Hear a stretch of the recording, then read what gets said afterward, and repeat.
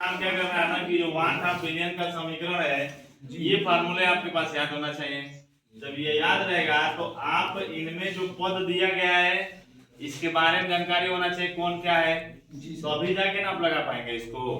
तो आइए देखते हैं। देखिए कह रहा है कि 10 डिग्री सेल्सियस पे 10 ग्राम कार्बनिक पदार्थ 1 लीटर विलयन में घोलने पर प्राप्त विलयन का परासरण दाब 1.18 वायुमंडल है।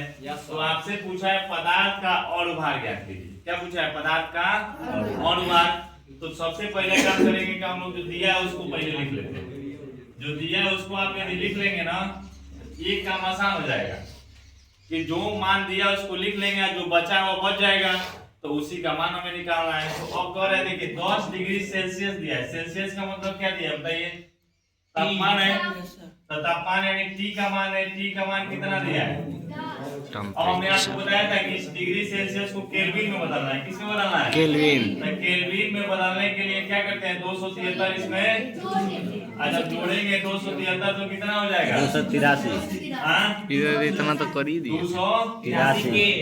283 केल्विन आ गया। तापमान माना गया आपका। अब आगे देखिए करे 10 ग्राम कार्बनिक पदार्थ यानी ग्राम में दे दिया। अभी आपको बताया ग्राम मतलब भार है। ग्राम मतलब भार है यानी W का मान है। W का मान आपका दे दिया 10 ग्राम।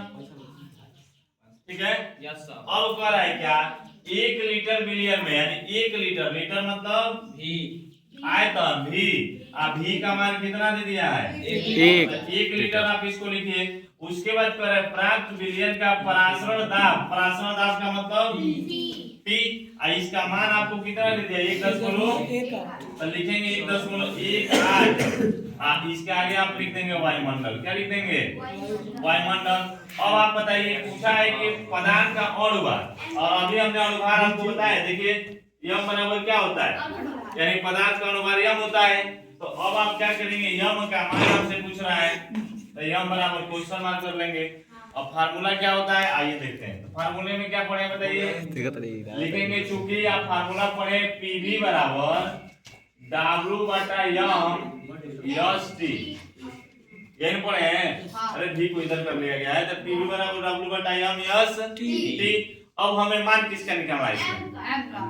यम का मान निकालना है ना। तो यम के मान को अकेले करना पड़ेगा, इन सारे मान को एक तरफ करना पड़ेगा। तो चल अब करेंगे क्या? देखिए यम वाले को इधर पक्षांतर करिए, इन दोनों को इधर लेके आइए। तो यम बराबर क्या हो जाएगा? W तो ऊपर रहेगा ही रहेगा, यस भी रहेगा, टी भी रहेगा। बटे में क्या हो जाएगा? पीवी हो जाएगा। अब इसी में मान आप उठा कर रख लीजिए। तो W का मान कितना है? 10। तो रखिए 10 गुणे यश का मान लिख दीजिए। यश का मान आपको बताए थे 0.082। टेम्परेचर आपका कितना आया है? 283। कितना आया है? देखिए 283 केल्विन। गुणे हो जाएगा ये 821 गुणे 200। अब पूरे का बटा P का मान। P का मान कितना है? परासर ये